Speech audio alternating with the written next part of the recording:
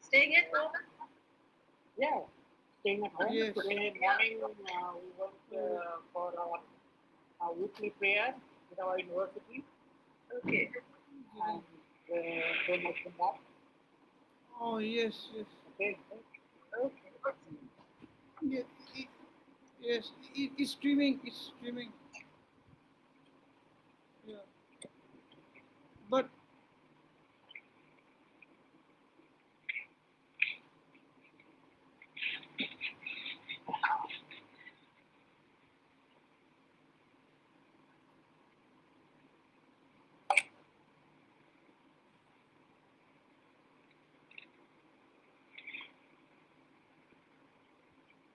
Google Meet is coming now.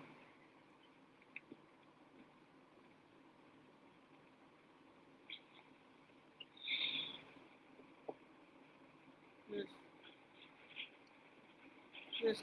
I'm in Google Meet. Some participants named as Kazi Sonia Rahman is presenting something. F11. You please stop presenting this one. Kazi Sonia Rahman. I just did. Are you listening? Kazi Sonia No, no, Rahman. it's not full screen. Now it's full screen. Yes. Wait.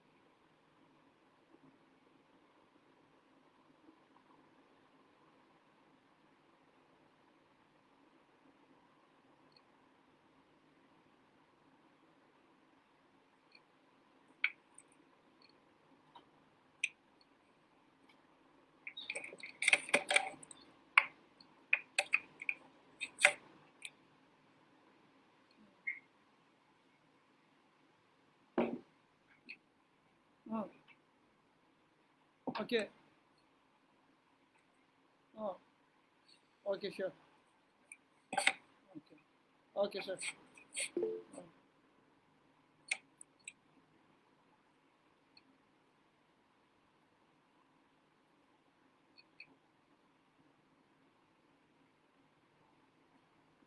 Kaji Sania Rahman is going to present something.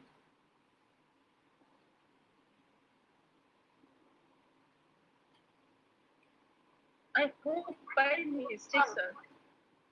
Okay.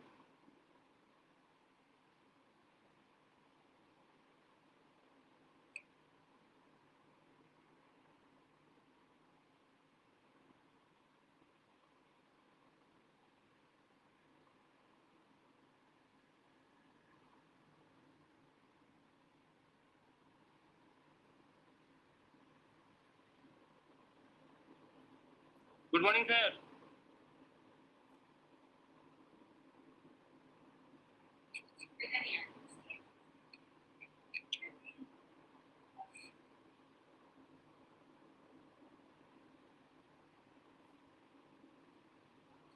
Shaikhat, how are you? কোথায় গজরে?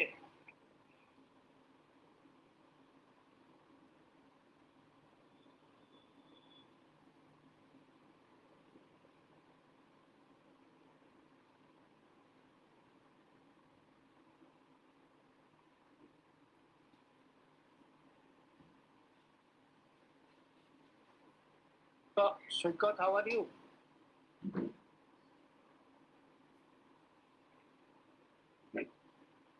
Sir শুনতে পাচ্ছেন? Sir? Oh, yes. Okay. Hello sir. কেমন Yes. আছো? সৈকত শুনতে পাচ্ছ? Hello হ্যাঁ, শুনতে পাচ্ছ? Sir, fine sir, how are you sir? Yeah, I'm fine. Thank you.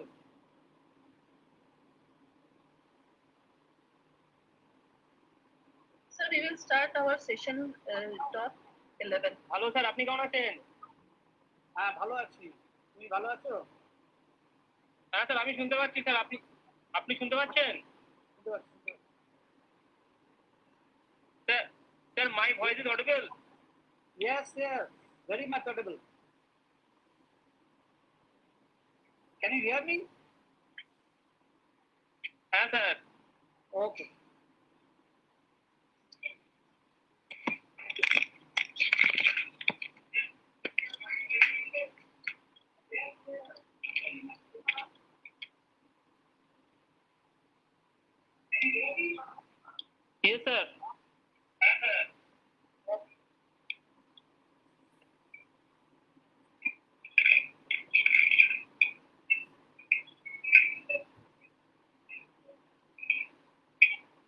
Hello. Yes. Yes, please. Sir, am I audible? Yeah, you are very much audible. Okay, sir. Okay.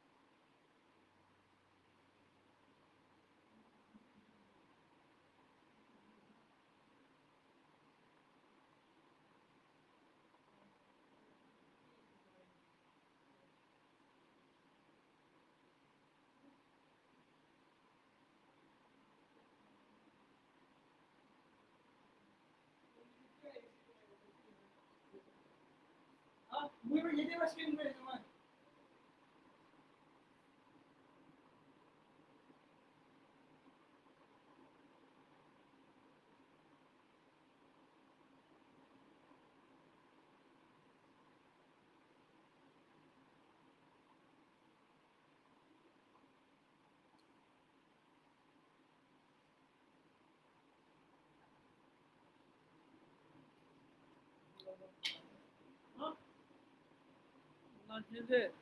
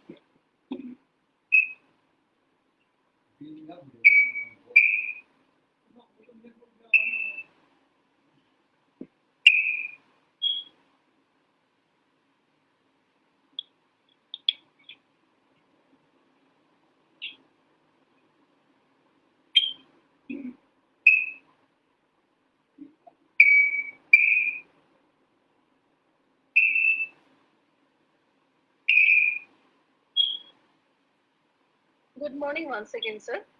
So, can we start? It's already 11.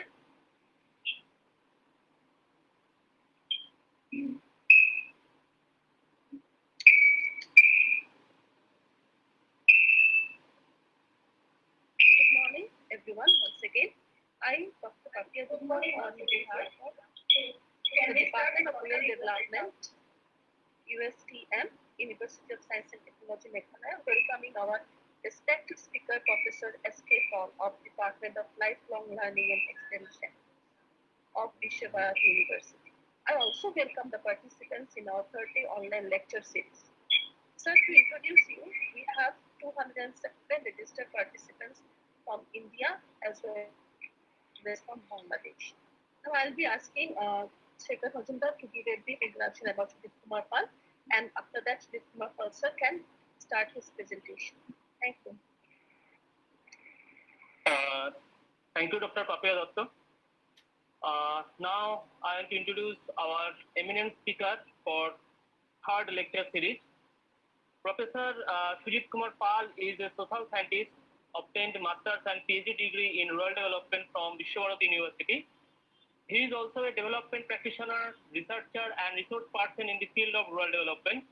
He has conducted several research projects funding by national and international agencies.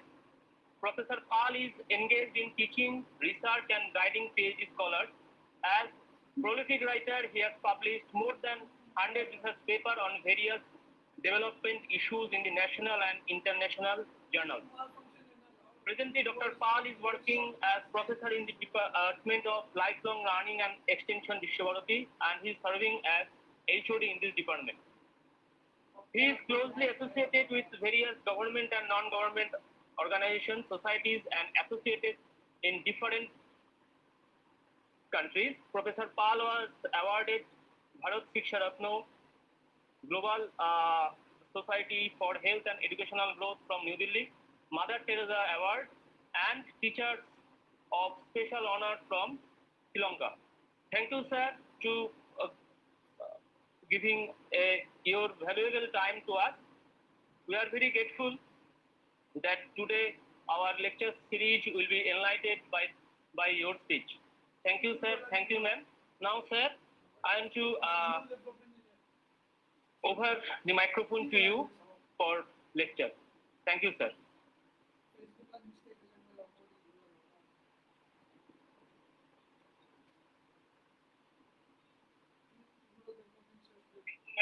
Now, sir, I am to over the microphone to you for lecture.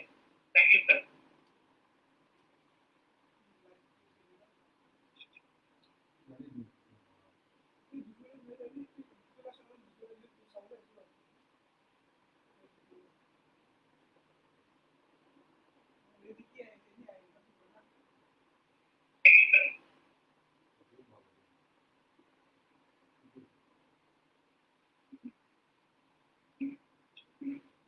Hello, sir.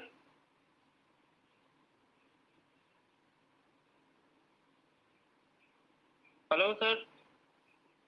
Sir, you please unmute your microphone. Sir, you Fine. please unmute your microphone. Okay. Yeah, I'm very sorry. Very good morning to all of you. And now, am I audible? Yes, sir, Am I very audible? much audible. Sorry. Yeah, sir, you are. You are. You can continue. You can continue. Unmute your microphone. And all of you are requested, the participants, you are requested once again, please mute your microphone. Please mute your microphone. All of you are requested.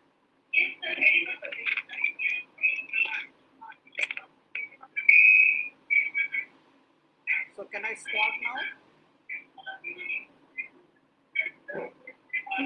Very, very good morning to all of you, and welcome you all to this moment.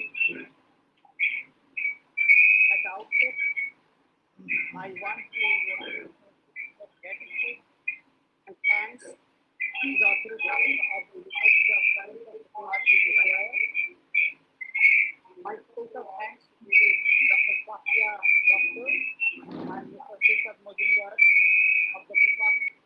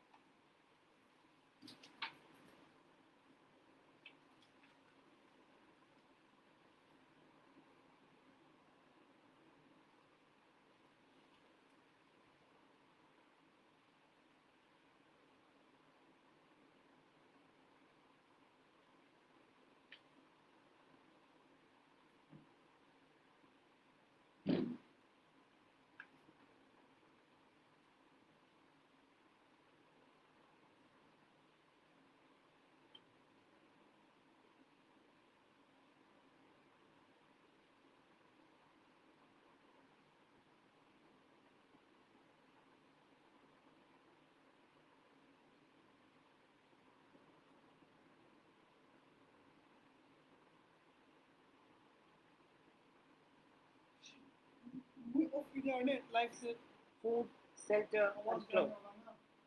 This is basically, or this is mainly for the poor people. Now the concept has changed. Now the concept of basic necessities have also changed. Now we can say that the basic necessities of life are food, shelter, clothes, health, and education. So education play a vital role in our society. So that's why we have, you know, decided to talk on this education and society.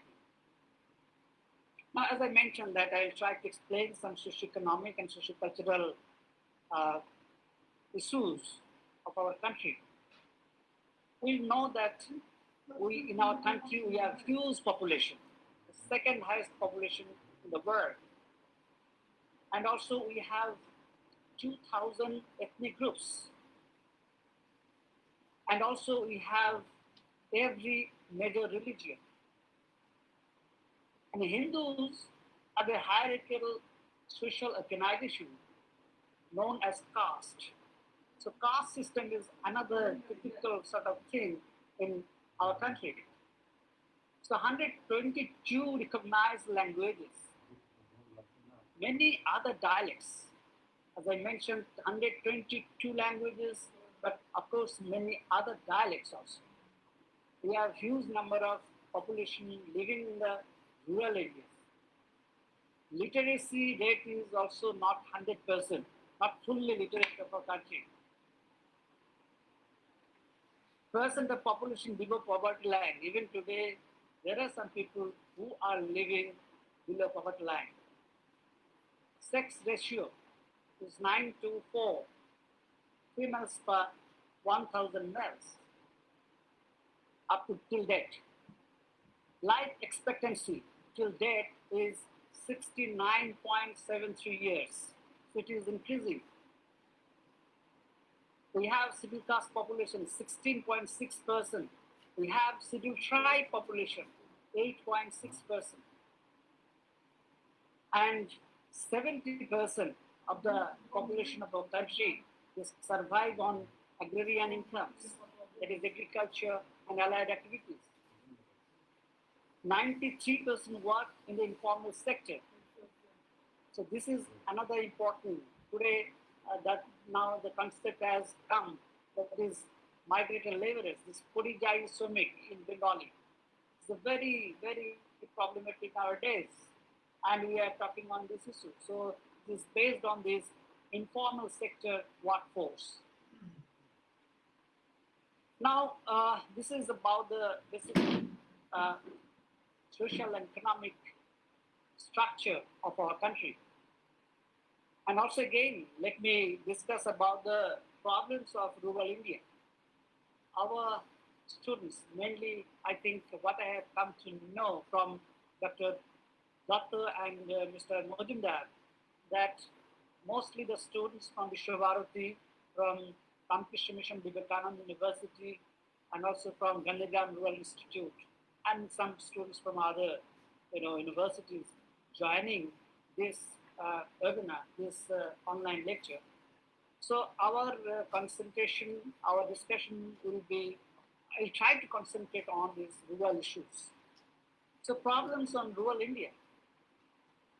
So we know that increasing size of population, poverty is another sort of problem, low agricultural production, poor management of small and marginal farmers, lack of employment opportunities, and that's why people are migrating from one place to another, poor resources and its mobilization in rural areas, poor level of farm mechanization or agricultural modernization, extensive use of natural resources causing environmental degradation, infrastructural backwardness.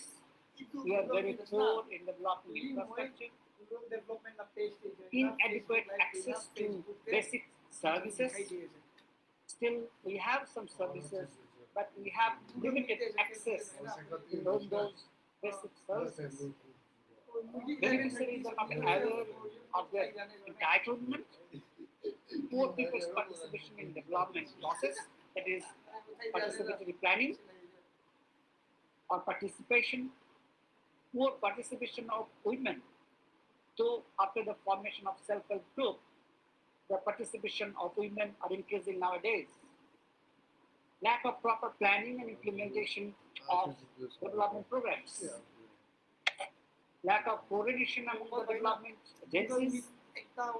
Lack of accountability and transparency in the delivery mechanism. Political interference hampers the development process. Social exclusion in terms of caste. Financial inclusion, that is on the credit and other services. Educational exclusion of rural population. Disparities, rural urban regional, social, gender, these disparities are there. Why I have raised these problems? We have plenty of problems in our country, but we can solve all those problems if we have proper education. The society that relates to education. So if education and society is related to each other, now all these problems can be, solved through the DFID's five capitals, that is five resources. That is natural resources. We have five resources mainly as per DFID, that is Department for International Development. We have five resources, that is natural resources, physical resources, human resources, financial resources, and social resources. So if we can combine, if we can develop all these five resources, I think we can change our society. Now, besides these five societies, I have tried to include, and besides these five resources, I have tried to include another resource, that is institutional resources. So nowadays we have to, depend on these six resources.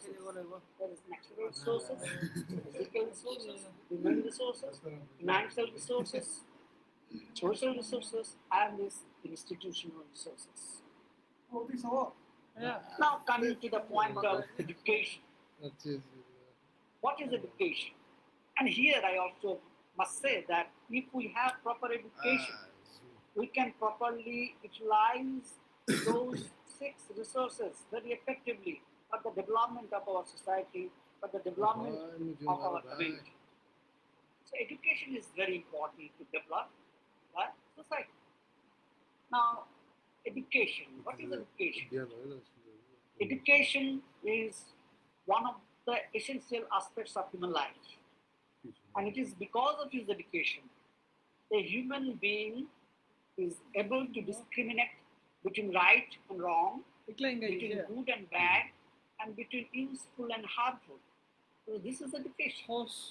So education is one of the essential components of human development. It is an important determinant of the economic and social well-being of a household. Education also appears to be linked to other dimensions of well-being, including health outcomes, investments in the next generation, that is called the sustainability, social networks, and civic participation. Education from the very beginning has been considered to be of vital importance both for development of individual as well as effective functioning of society. So in brief, this is about education, but of course, the concept of education that has a wide range of, clarification or wide range of concept of this education. Now, while we talk about education, we must have to we must have to discuss about Gandhiji's philosophy on education and Tagore's philosophy on education. Gandhiji's philosophy was on fivefold, that is, belief on God, truth or non-violence, brotherhood of man, service to humanity, and Shetaguru. Related to educational philosophy, education is a potential force for social reconstruction, according to Gandhiji. Education as a potential force for social reconstruction. And education, that any activity for social, moral, political, and economic development depends on education. Any sort of activity related to social, moral, political, and economic development relates to, education. Now, if we divide Gandhiji's concept of education, it will be divided in three folds. One is intellectual development, two is physical development, three is spiritual development. Gandhiji always emphasized on these three: intellectual development, physical development, and spiritual development. And Gandhiji gave the concept of three R's and three A's. When we ask the people, particularly the students of social work, students of social science, or students of world development, go to the field and try to know the literacy status. We used to, call them literate who can just sign their names. No. Three R's are very important. That is, read, write, and simple arithmetic. Gandhiji emphasized on that. Electrification, three R's. That is, read, write, and arithmetic. And also three S. That is, hand, heart, and head. You have to utilize these three: this hand, heart, and head. Hand is psychomotor domain, that is skills. Heart is spiritual domain or skills, and head is cognitive domain or skills. Now let me discuss about the aim of education.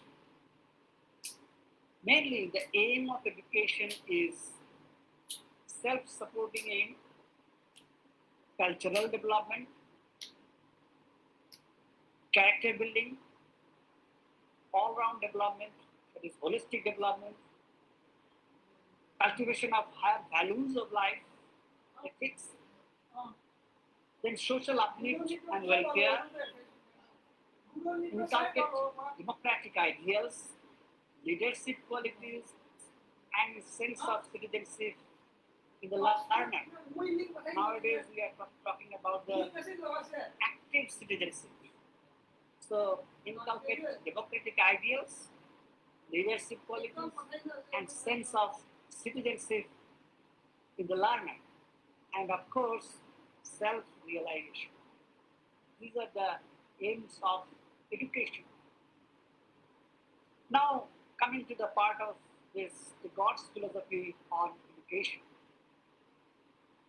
The aim of education for the God is to realize the complete man, within quote, complete man, the eternal man, and the universal man in one's being.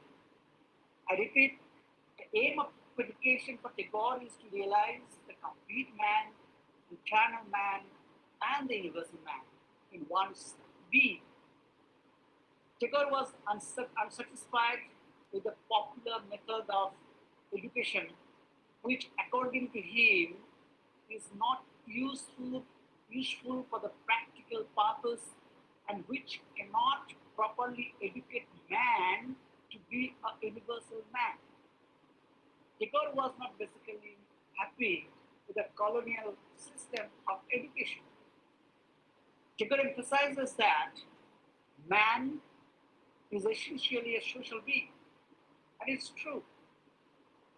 And hence, his ideal of education should be how to be a useful member of the society, yet relates to society and education.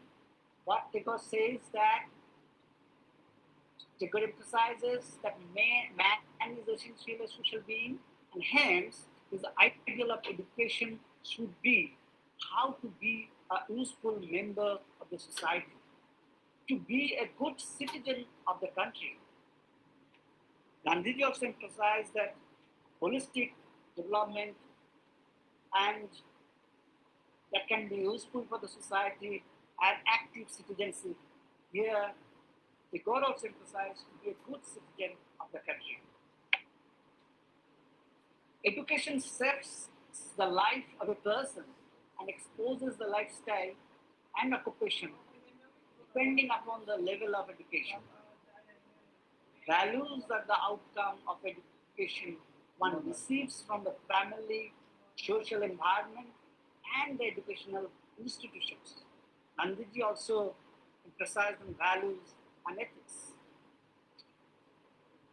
Tagore believed that the education of the people would change their attitudes and behavior to a great extent, which will empower them to think positively and contribute meaningfully to self and the society at large. So education will elect life. That is the concept of Tagore, and not only Tagore, Gandhiji also. Now let me discuss about this relation between education and society. Education is seen as a means of cultural transmission from one generation to another in any given society. So, society is defined as the whole range of social relationships of people living in a certain geographical territory and having a sense of belonging to the same group. And the relationships between these two concepts are so strong that it is not possible to separate them because what happens to one affects the others. So, education and society, the relationship between these two concepts are so strong that it is not possible to separate each other, to separate them, because what happens to one affects the other. So this is the relationship between education and society, and also educational institutions are micro societies which reflect the entire society. So educational institutions also play a vital role in the relationship between this education and society. And that's why you can imagine that you can understand that DFID has given the concept of five capitals of five resources. I have included another one that is institutional resources. So the educational system in any given society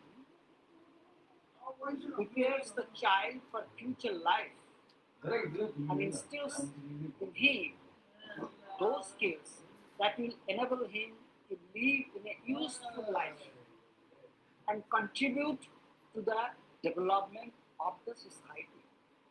Nowadays, you can understand that everywhere we are suffering lots of crisis, global problem.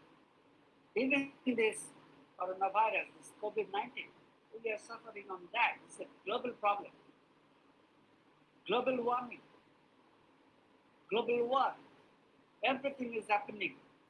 So we are facing lots of crises. I just touch one thing on this Tagore's philosophy.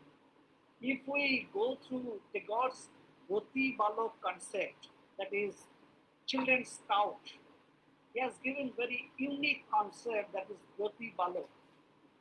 That is, the concept is, to create the child in such a way from the very beginning so that in the long run, in future, they can do some social development activity for their open society. So that is the main concept. The main objective of this children's scout, that is called Goti Balok organization, is to develop the second line of leadership. Today, he is a Broti, he or she is a Broti, and means he or she is taking oath for the development of the nation, for the development of the society, for the development of the community. And at the end, in the long run, when you grow up, you will look after that society for the good causes. It's a very unique concept. I have just given a touch on this. If you find time, you just go through the concept of Tagore's Goti Balok organization. That is Tagore's Children Scout concept. Please go through it, and then you can understand how he wanted to create a child, how he wanted to create the human being. So that's why here It has been mentioned that the education system in any given society prepares the child for future life and instills in him those skills that will enable him to live a useful life and contribute to the development of the society. So, education deals with aware about their rights, the rights of the human being, education brings empowerment, education basically do mainstreaming, combat social evils. We used to talk about the superstition. And in that case, we used to tell them uneducated people. So the people, those who have superstition, we used to call them uneducated people. To combat social evils, participate in development process. We are the students of rural development. The concept has come, that is social audit and the participatory planning or participation. So if mostly the educated people, they can participate in development process, and education leads to human development, form sensible civil society. Nowadays, this is very important today, even to combat, I mean, even to fight against this COVID-19, we should have a very sensible civil society, and this education can form sensible civil society. And above all, this education go for nation building. And mainly education and development of the society can be divided into three areas, that is social, political, and economic. Social, under this category, you can think about cohesion, mobility, cooperation, equality, and related to political, though I have discussed all these issues, some touch I have given, that civic participation and democracy.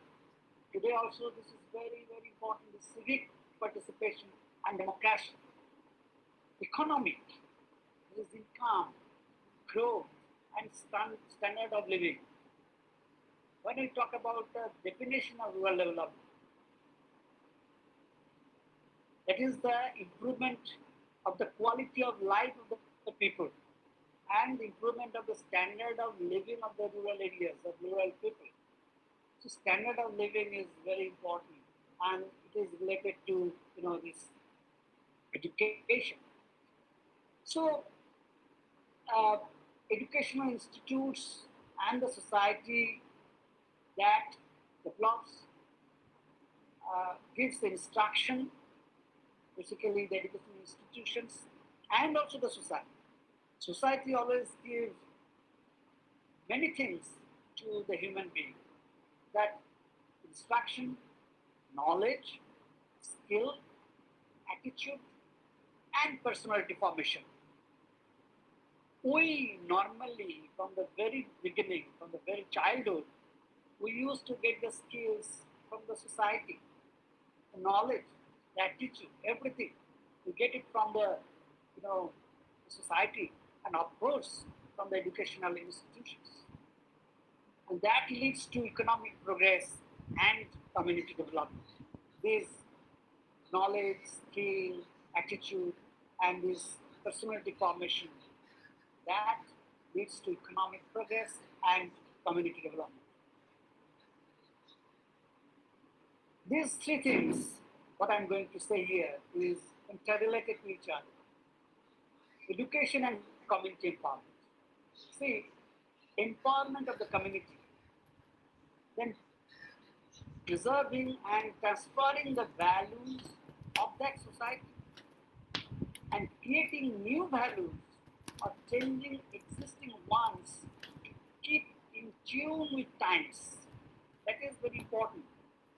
Nowadays, in the God's institution, Vishwabharati, we are changing many things. Sometimes we compel to change as per the direction of the ministry, as per the direction of the I mean, University Grants Commission, UGC. So it is important that we have to do. That's why creating new values or changing existing ones to keep in tune with times. So these three are interrelated. One is empowerment of the community, then preserving and transferring the values of that society, and then creating new values or changing existing ones to keep in tune with times. And education enables empowerment. Now I'm just want to mention you that I'll take 1 hour time, and then I'll give you time to discuss. I'll open it for discussion. So if you have any queries, if you want to give some input on that, it is not foolproof, so you can give some input to me also, so that I can be enlightened through your views. So 1 hour lecture, and then half an hour we can discuss. So education enables empowerment, that is awareness building. Under this position, discrimination, rights, opportunity, and gender. We can give awareness to on these issues, discrimination, rights, opportunity, gender. We can develop capacity. We can build capacity on planning, decision making, organizing, managing, or carrying out activities to deal with people. That sort of capacity you can build in action, activity, control over affairs in home, community, and society. And then participation, gender equity, respect to equal citizen contributing to society. So education enables empowerment through all these four. Then what are the behavior attitudes of this education? Yes, commitment, of course. Commitment on equity, commitment on empowering those who are marginalized, especially children and women. Critical self-awareness, that is about attitude and behavior, acceptance and learning from error, taking personal responsibility, that is critical self-awareness. And then reversals, that is learning from which and by students, as I already mentioned, I can learn from you also, teachers, community directly, and face-to-face seeking to understand their perceptions, priorities, and needs. So these are the behavior and attitudes of education. Now, uh, let me discuss about the general purposes of education. Um, Education for intellectual attainment, education for citizenship, education for vocational preparation, and education for individual development, and education for, of course, holistic development. So these are the general purposes of education. And now if I discuss about the principles of education, uh, there are few principles of education. It's common of fundamental process. Comment on fundamental processes, that is, reading, writing, arithmetic, approach towards education. Worthy home membership, the belief that schools should prepare students to establish a healthy and stable home. The school is also playing a vital and important role. Vocational preparation, schools should produce workers for the growing economy. Citizens, democracy depends on an educated people, and schools as the institutional charged with the role and responsibility to educate everyone. So citizenship is also, rather I should say here, the active citizens, you got good citizens. Ethical character. The educational institute should address issues of right or wrong and moral concerns and promotion of healthy practices. And now, modern aims of education. Learning to use information, which we can understand today. Learning to use information, concept development, develop some concepts, problem solving. The students need to apply their understanding of information to real life problems. Not only problems, their academic problems, but the real life problems. Inquiry, a method of instruction where students collect, analyze, and apply their understanding to problems or issues. So, inquiry, social concerns, to solve the issues that plague society like caste, class conflicts, gender issues, child labor, child marriages, etc. It's a very serious social concerns today. So this education aims to deal with social concern. Uh, so in a nutshell, we can say that the role of education is socialization, vocational, liberation, and transformative. Socialization replicates society and culture. Vocational, to train people for employment. You see, this sort of education, the concept, this vocational education concept was given by Rabindranath Tagore long back. Today, the present government, the central government, is uh, trying to give some emphasis, trying to, you know, um, create or trying to initiate some programs, that is Skill India movement. And that concept basically initiated long ago by Rabindranath Tagore through his Shiksha Shatra school, through his Shilpo Bhavan. So this type of activity was already taken by Rabindranath Tagore, and which I am mentioning here, the vocational, the role of education is vocational. To train people for employment so that they can survive on their own. They can earn something from this sort of education. Liberation, to develop the individual's potential. The people, they have some potential. So through that, they can, the individual's potential, they can be developed. And of course, transformative means to make a fairer society. Nowadays, we are thinking for that.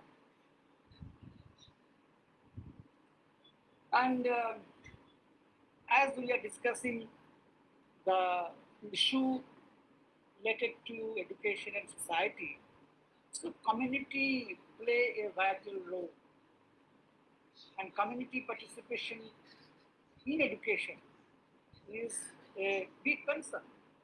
That also we have to discuss here while discussing about the education and society.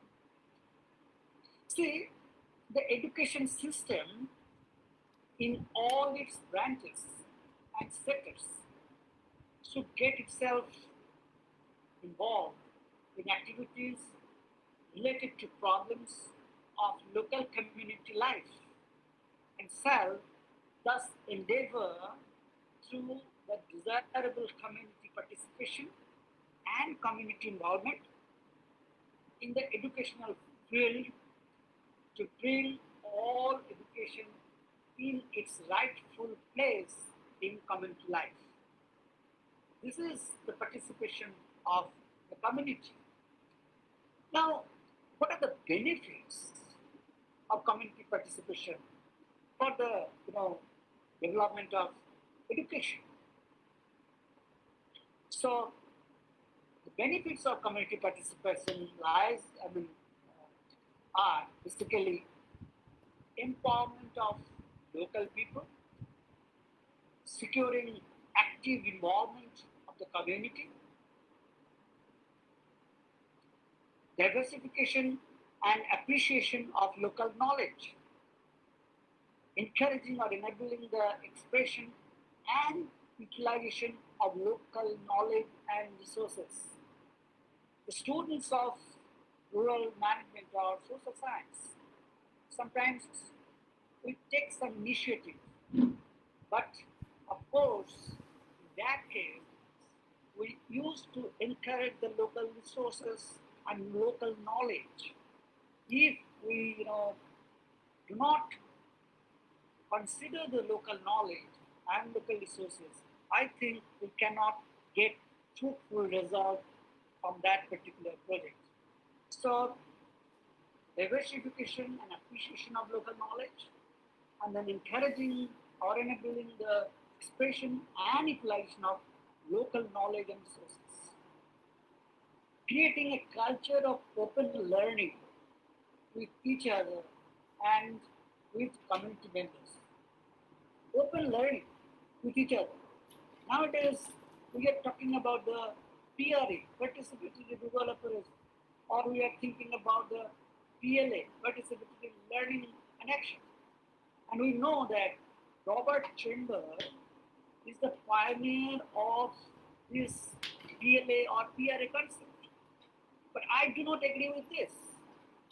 I think Rabindranath Tagore is the pioneer of this PRA exercise. And if we go through the objective of the Sriniketan, I am not telling here what was the objective of the formation of Sriniketan by Rabindranath Tagore. We just go through it. There, he clearly emphasized the participation of the community, participation of the local people. And even, we all know that Muhammad Yunus, he got Nobel Prize through this Grameen Bank or this microfinance.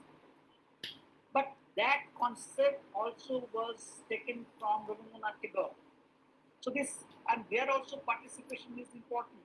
The self-help group concept. If you want to sustain the self-help group, the participation of women is must. The participation of people or communities must. And that was, that idea basically, that philosophy was given by Rabindranath Tagore long back, almost 100 years ago. So, creating a culture of open learning with each other and with community members. This point relates to this participatory learning and action or participatory appearance. Setting research priorities. Setting research priorities.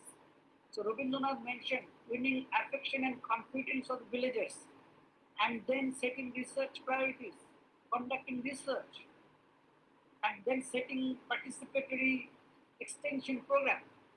Nowadays, in Sriniketan, we are working in 50 common area villages. So setting participatory extension program and then policy review. Of course, whatever program you take, you have to review the policy. And that is the benefit. And the social audit, the concept of social audit, that is also the review of the policy. So it is very important.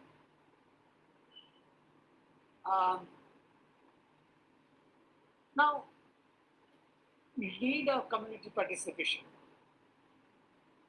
So here I have discussed the benefits of community participation and this need of community participation. Means, education takes place not only in schools, but also within families, communities, and societies all the time. All the time. It's lifelong. So, education takes place not only in schools, but also within families, communities, and society. Communities and society must support parents and families in the upbringing, socializing, and educating of their children. This is very, very important. And that's why I brought the concept of Tagore's philosophy on Roti Balok organization. So upbringing of children, it is very important. And the communities and the societies. I'm sorry.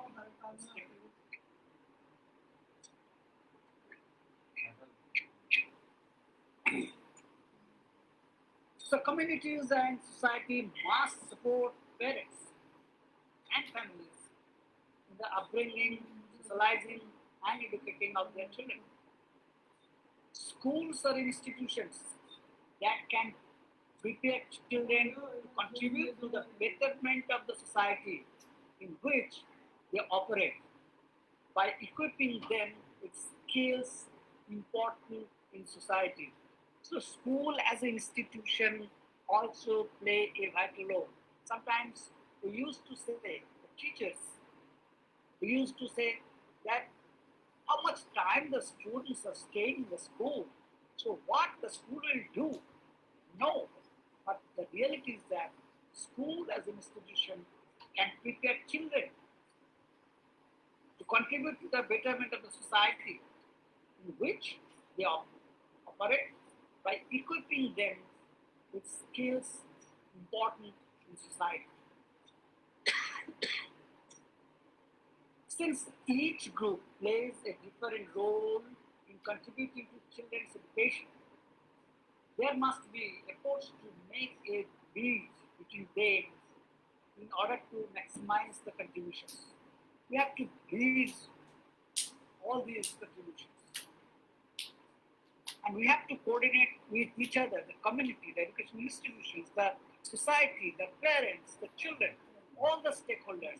We have to, take a very good coordination with this. So education takes place most efficiently and effectively when these different groups of people collaborate that I mentioned. But this collaboration is very, very important, to develop our society, and that leads to effective education system. And what are the types of community involvement in education?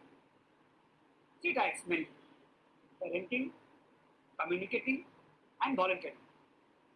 Parenting means to help all families to establish home environments that support children's learning at schools.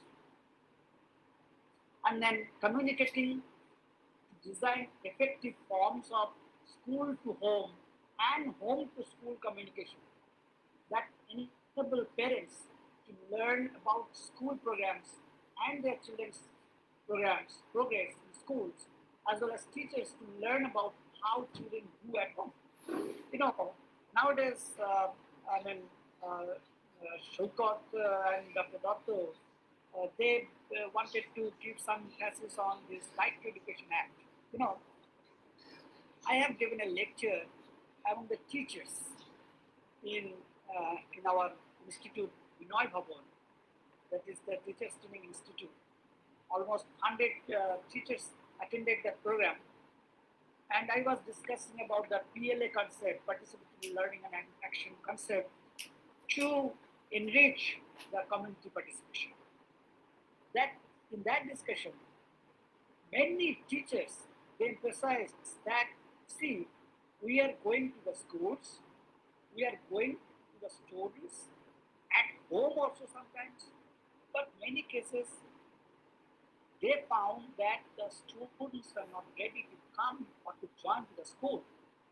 But the concept of right to education is the compulsory education, and every children must come to the school, and it is the duty of the teachers to bring them to the school.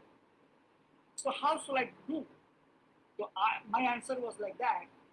See, we have to think about the real sort of thing.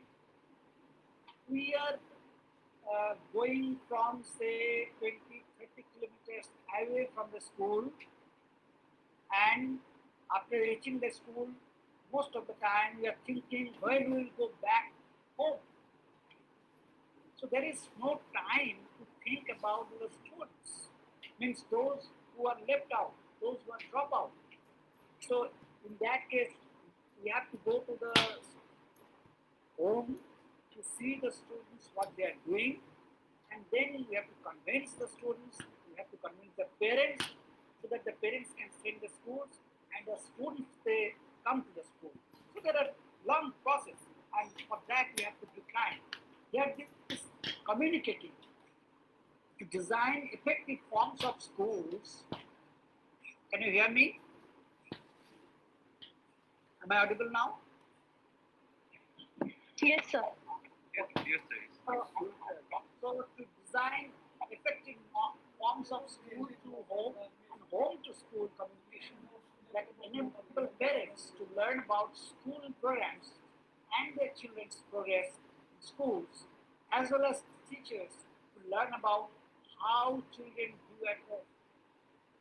And then volunteering, that is to recruit and organize parent help and support. The parents, they also should support and help the school or teachers. Learning at home to provide information and ideas to families about how to help students at home with homework and other curriculum related activities, decisions and planning. Nowadays, due to this pandemic situation, all the teachers are now going through these online classes. And online classes, is very important and very effective sometimes, but it is debatable. But the reality is that as it is, uh,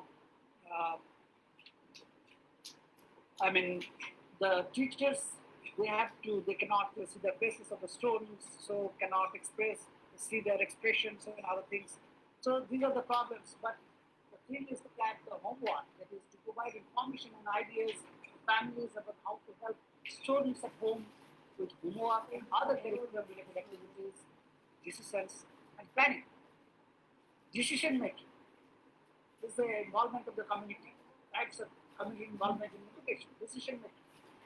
To include families in school decisions, to have parent leaders and representatives in school meeting. In the schools, especially the primary schools, we have, guardian representatives. Even today, you can see it in the schools. So decision making to include families in school decisions, we have parent leaders and representatives in school meetings.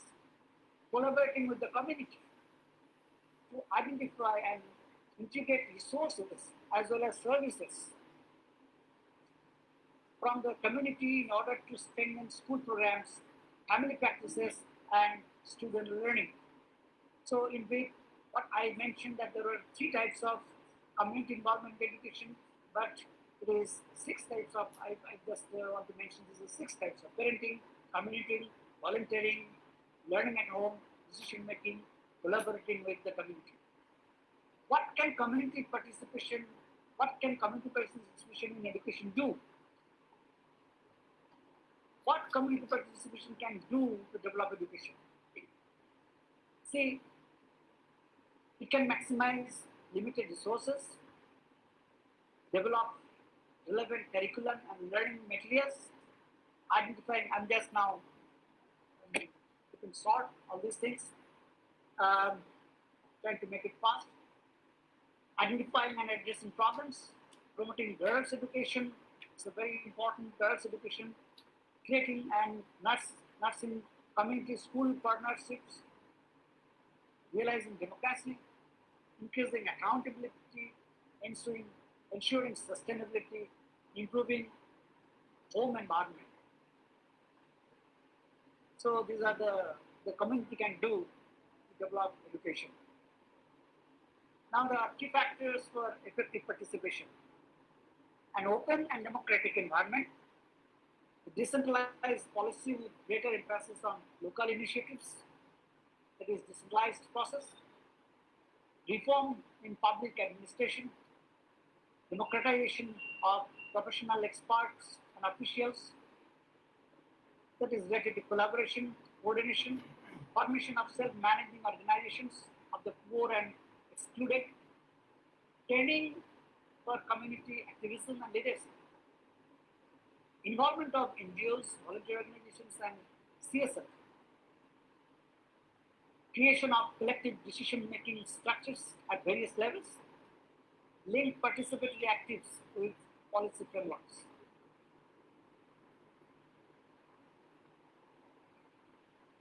Then what needs to be done in order to improve the practice, to understand the nature of community, to assess capabilities of communities and responsible agencies and provide assistance, to establish communication channels, and to conduct continuous assessment.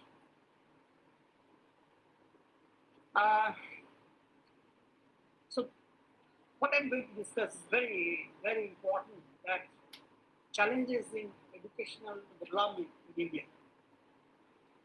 So very, very, though we have right to education, Sarvashika Vision, but all these things are old wine in a new bottle.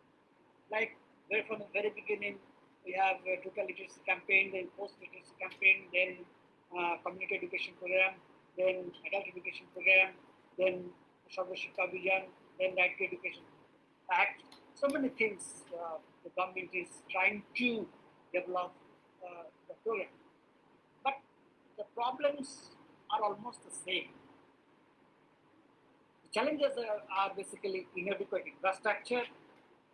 Today we are talking about that online classes, but many cases in the villages, the students, they don't have the internet facilities, they don't have the smartphones, don't have laptop or computer. So how they will access these online classes? Sometimes it is not possible for them. So sometimes they humiliate, it's creating problems to them.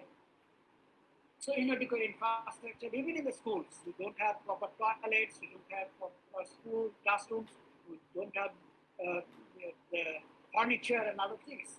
So inadequate infrastructure is a very, very big challenge. Poor level of enrollment, especially in case of girl students. But nowadays, the enrollment of girl students are increasing compared to the male students. Even if you get statistics from West Bengal board or board examination, you will find that the enrollment of girl students are increasing day by day. Poor attendance in schools, high rate of dropout students, poor health and nutritional status of children. That's why midday meal concept has come. Lack of proper delivery mechanism, lack of participation at community level. We are talking about the community must participate, but the community, even the parents, they are not interested about this. Sometimes we have seen that there are many past generation learners are there. So in that case, their parents, they are not concerned about all these things. Lack of inadequate government policy. The government policy, as I said, that things are changing, but the policy, inadequate proper policy, lack of transparency and accountability, economical backwardness, and then awareness. So this is great about this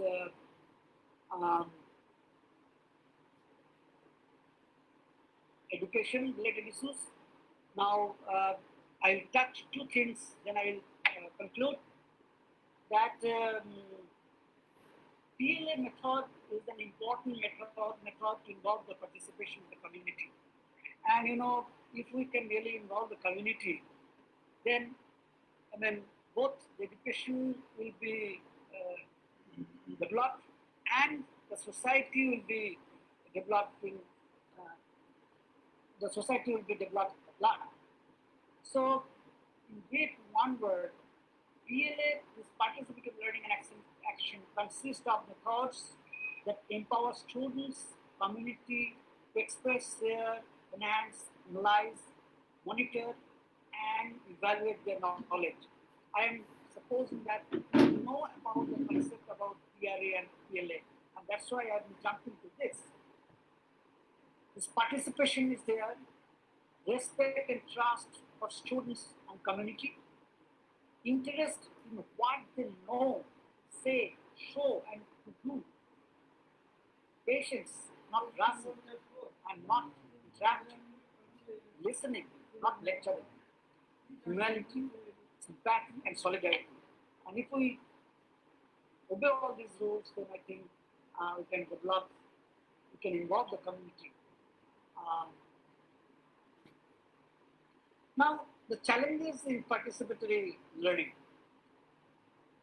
Teachers often teach as they themselves were taught.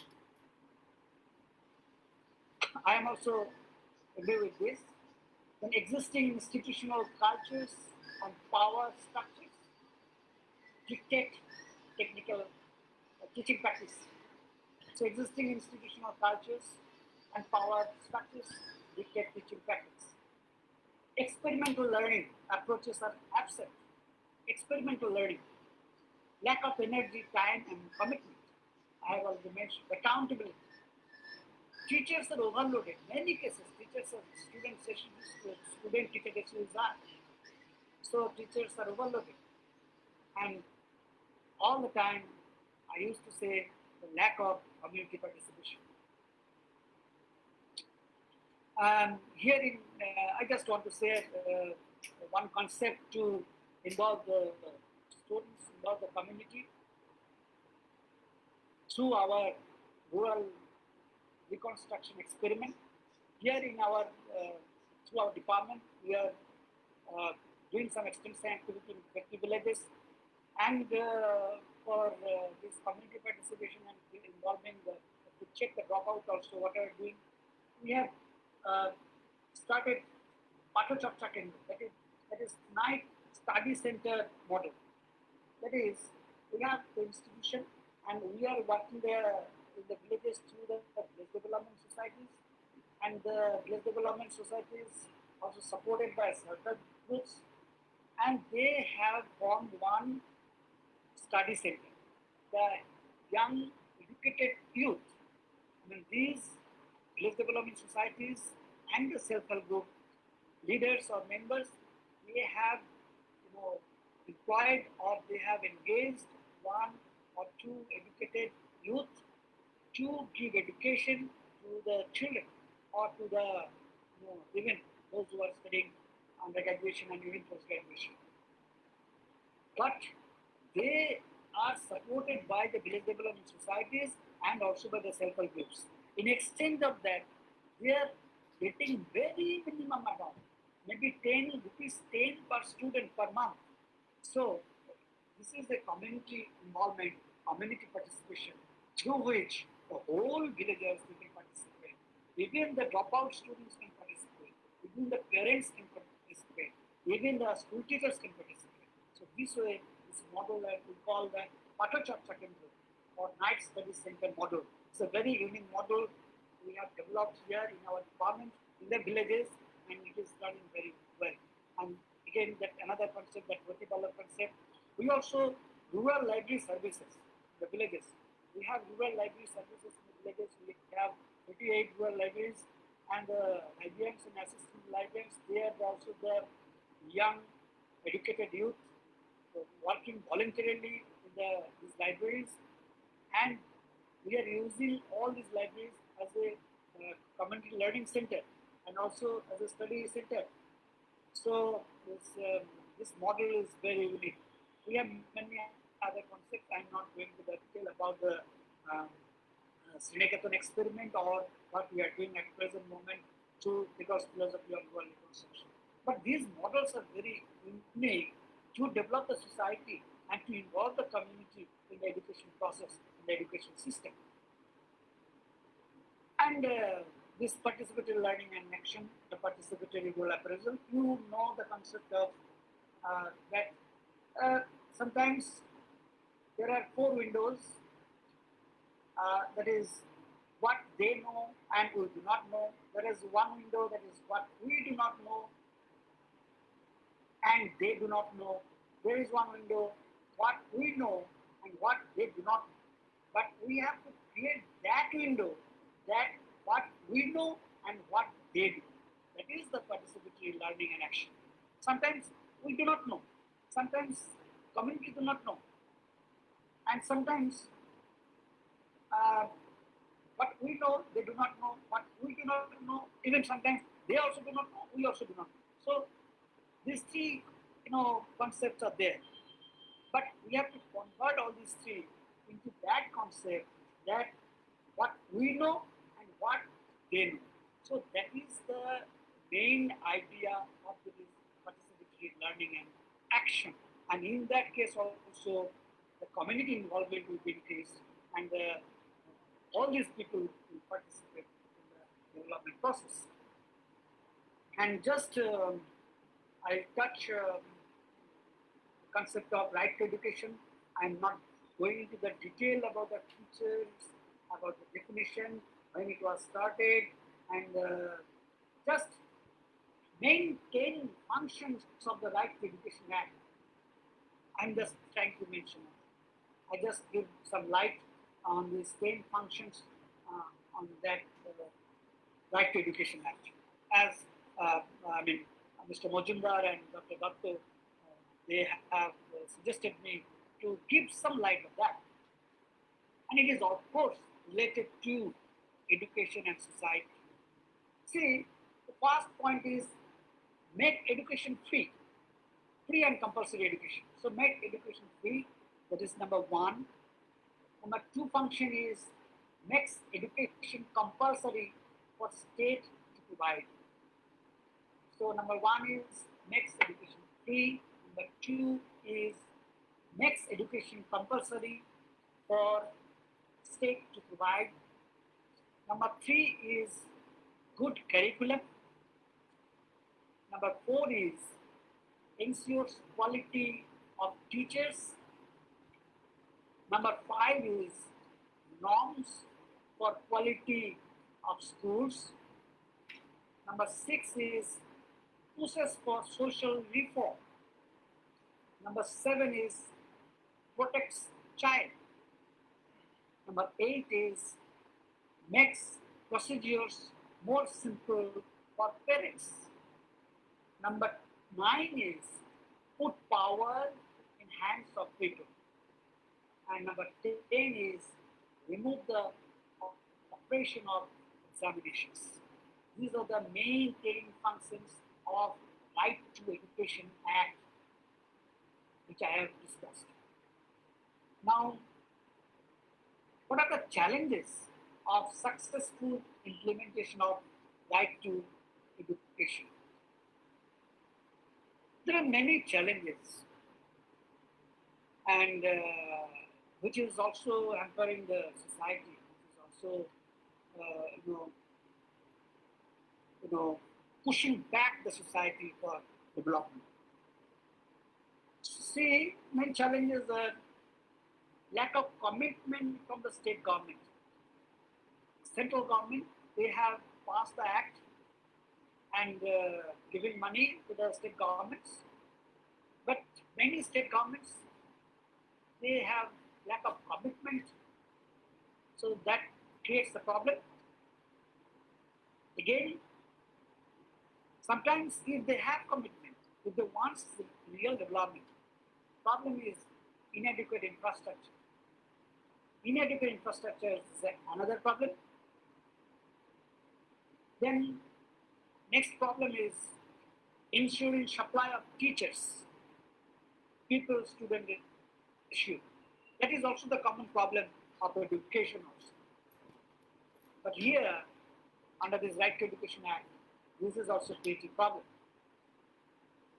Then, most important problem is the poor participation of local institutions, that is the panchayats and municipalities, and of course, poor participation of community in the implementation process.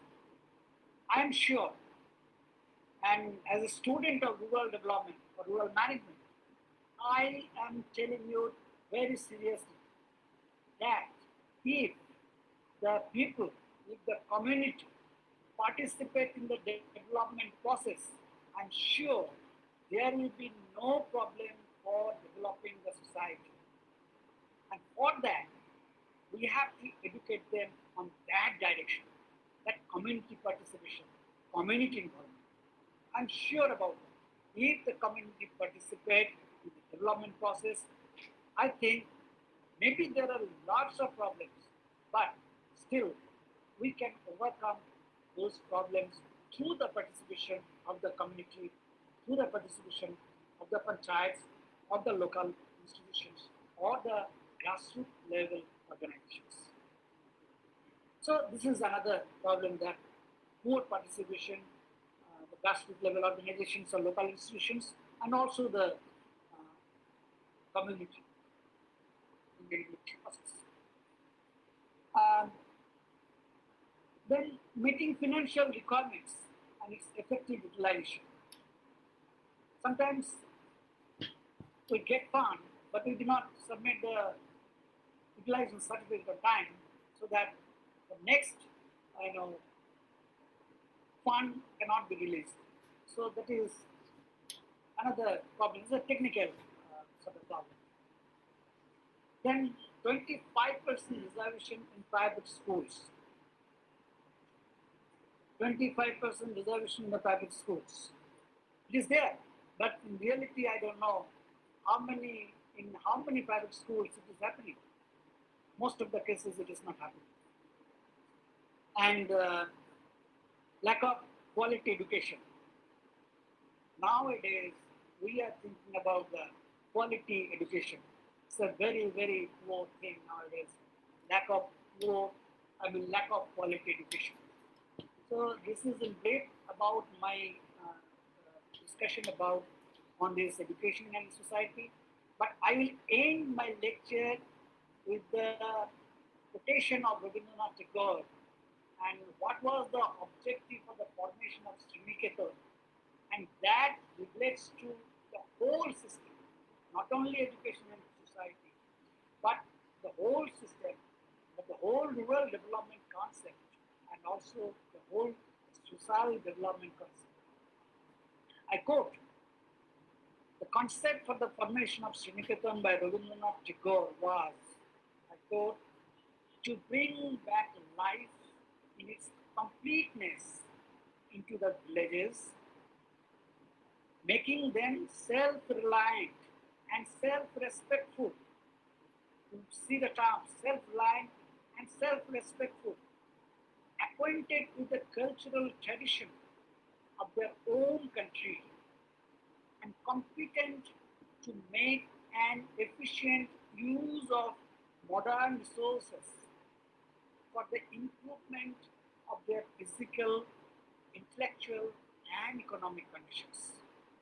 See the whole, unquote, the whole this definition that relates to the education, the society, the development, the reconstruction, and Rabindranath used the term reconstruction.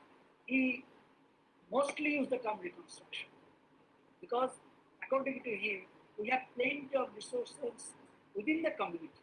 Let us reconstruct those resources. So, with this, I want to conclude my lecture, and I am very much thankful to all of you, and special thanks to the USTM and also Dr. Papia Doctor and Mr. Shulkat Mojumdar for giving me this opportunity to share my views about this with all of you.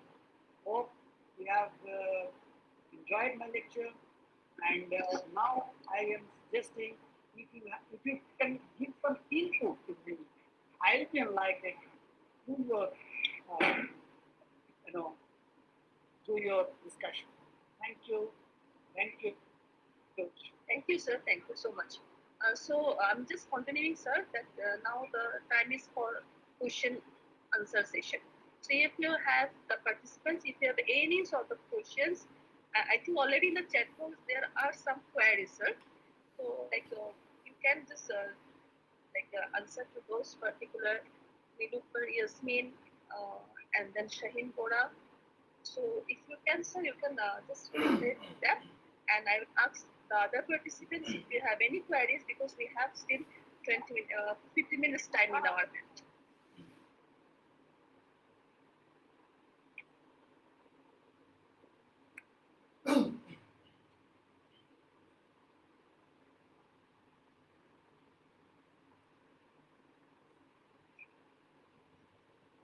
What is the what is the specific question? From the chat, I am reading that. Good morning. Thank you, sir. Thank you, sir. Sir, Nilofer Yasmin, if it is possible and time permit, If it is possible and time permits, tell a little bit about education and rural entrepreneurship. So this is, another lecture I have to give, the rural entrepreneurship and education. yes, sir. Very important topic for that. Yes, yes.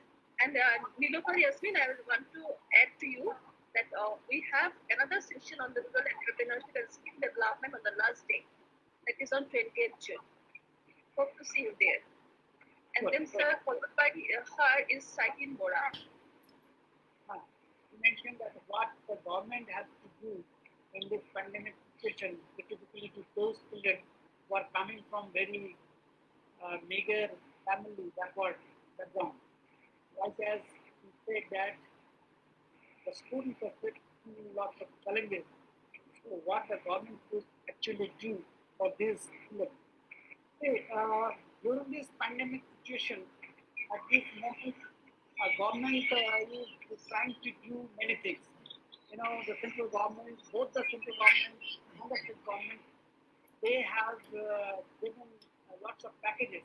But at this moment, they are suggesting that the children under the age of 10 or 12 must stay at home. So try to make them, keep them safe and try to stay at home. Try to, because and the government was not exactly for the children, but for the family, for the poor backward family, they are supporting in many different ways.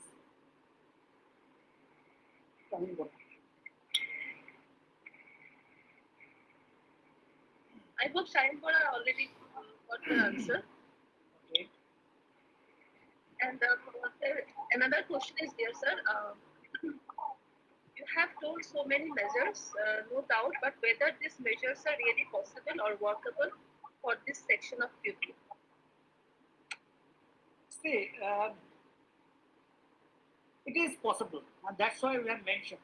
But the reality is that we are not taking proper initiative. And for that, if we want to really take the initiative, the political intervention are most important thing. In this case, if we really want to suppose, we have very unique programs like ICBS program, Integrated Child Development Services. We have Right to Education Act program. We have 100 days employment, MG Narega. It's a very, MG Narega is the best program in the world. But the reality is that implementation part, it is not properly implementing. It is not effectively implementing. So if the government took or if the political parties they can take proper initiative. So in that case, it is possible, and that's why again and again I mentioned that people's participation, community involvement is very much important to effectively implement all these programs. So we have to try as a student of rural development or rural management or social science, we have to involve the people, we have to involve the community in the development process. Then we can achieve all these measures, all these goals. Thank you, sir, on behalf of Shahin Bora. Sir, followed by her is another question from Kutam Bhattacharya. In this COVID-19 situation, many pressure groups and even parents are asking for zero academic year 2020. What do you think of this? Would it be good if applicable? Pritam Bhattacharya. Yes. Pritam Bhattacharya. So in this COVID-19 situation, many pressure groups and even parents are asking for zero academic year 2020. What do you think of this? Will it be good if applicable? See, government is trying to do some work on it, but mostly the UGC or the government or especially both the government, the state governments and other governments, they are trying to pass the current batch students, except the final year students. So, to me, it is going to be the zero academic year. But the government is trying to not to do like this zero academic year. We are thinking also again to conduct the examination among the final year students, but the rest of the students will be passed based on maybe internal assessment or other sort of thing. So it is, the government is working on that. I cannot completely say on it. Thank you, sir. And I think the same question was asked by Swagata only. So I will be just avoiding that one. And again, Anushri Mukherjee, students are deprived of school and routine education for a long stretch of time, and majority of the students don't have facilities of online classes. Will this adversely affect the attitude of school-going students, and will they deny to go back to school and continue routine education again? Your opinion, sir?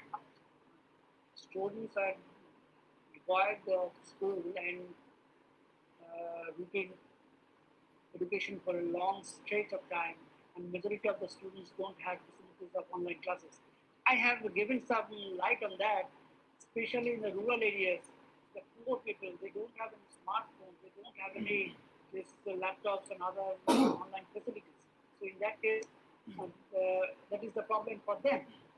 And then the question is, will this adversely affect the attitude of school-going students, and will they deny to go back to school?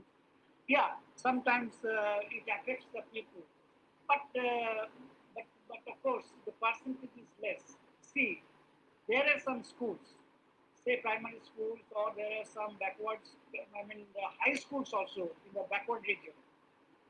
Uh, Most of the students are affected. So in that case, the percentage is high. So all will be affected. So there will be no problem. But if it is 50-50 or like that, in that case, some sort of humiliation or that sort of, they will become shy to go back to the school. It is true. And that's why I mentioned that it is online classes is a problem in India, even today. Exactly, sir. Exactly. Followed by this, again, question asked by Anushri Mukherjee. Will the dropout rate increase in our country due to this epidemic of pandemic? Yeah, that may happen. That may happen. For that, we have to work hard on it. That may happen because uh, in many cases due to this Right to Education Act, or in some cases the participation of the community, involvement of the teachers, uh, the participation was increased. But for a long time, 2, 3 months or 4 months, the students are sitting at home. So many students, those especially the marginalized students, the poor students, uh, they can think, they can drop out. That can be happen. So, but we have to take measure on that. This is the responsibility of the teachers, and this is also the responsibility of the community, and this is also the responsibility of the local institutions and the government.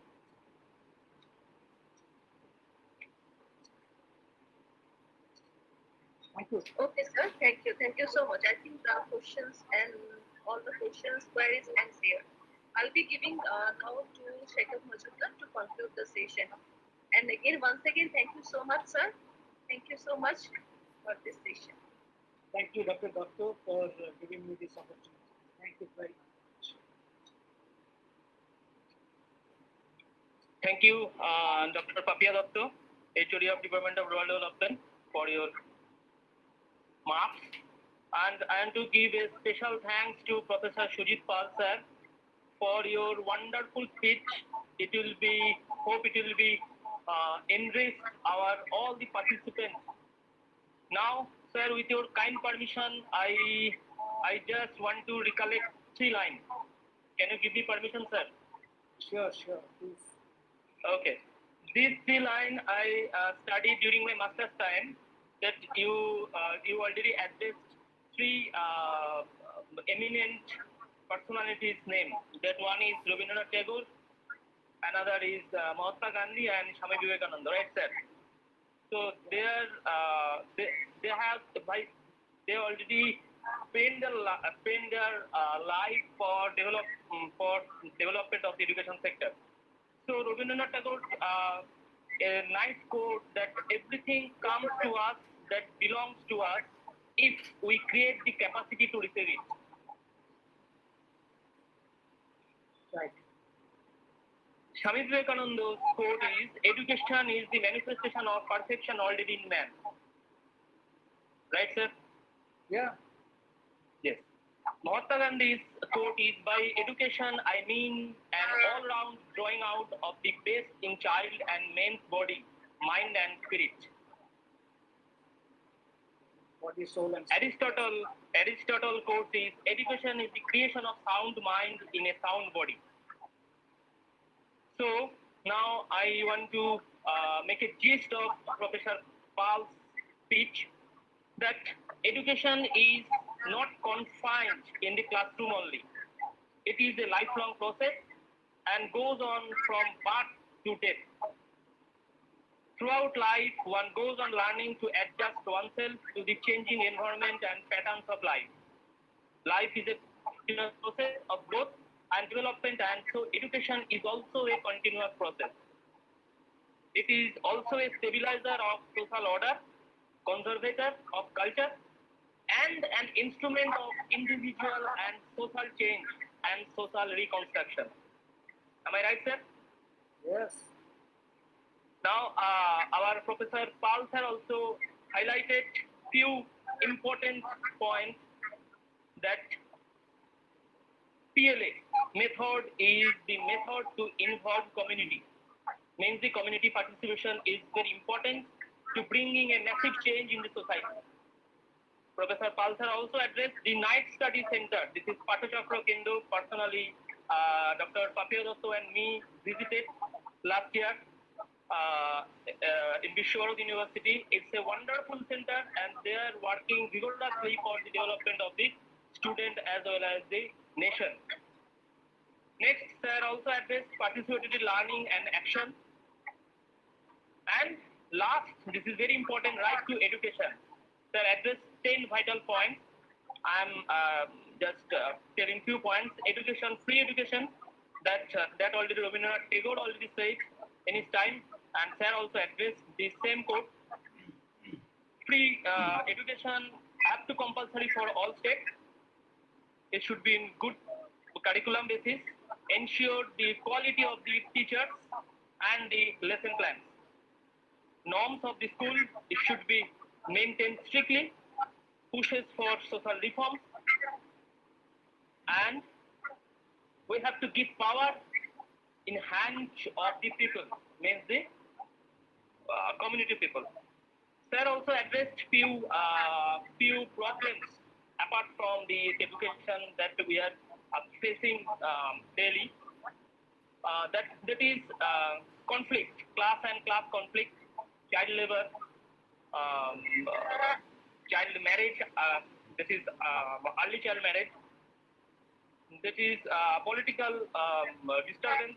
This is political problem. Lack of proper infrastructure, school, college. Lack of infrastructure, mainly on road connectivity.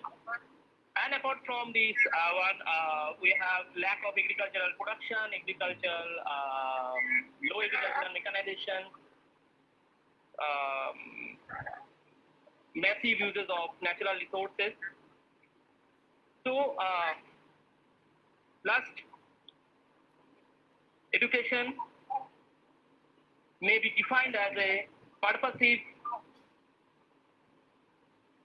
sociological, scientific, and physiological process which brings about the development of the individual and also the maximum development of the society, nation, and our universe.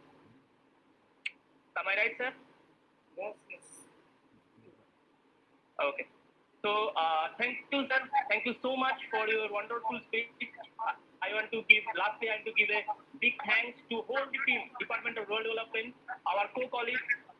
They are giving their support immensely for our session and all the participants to give their vital time in the crucial moment. Thank you all. Be safe. Stay at home. Thank you, sir. Thank you all. And I must say that stay safe, stay at home, and stay fit during this pandemic situation. And wish you all the best in your future.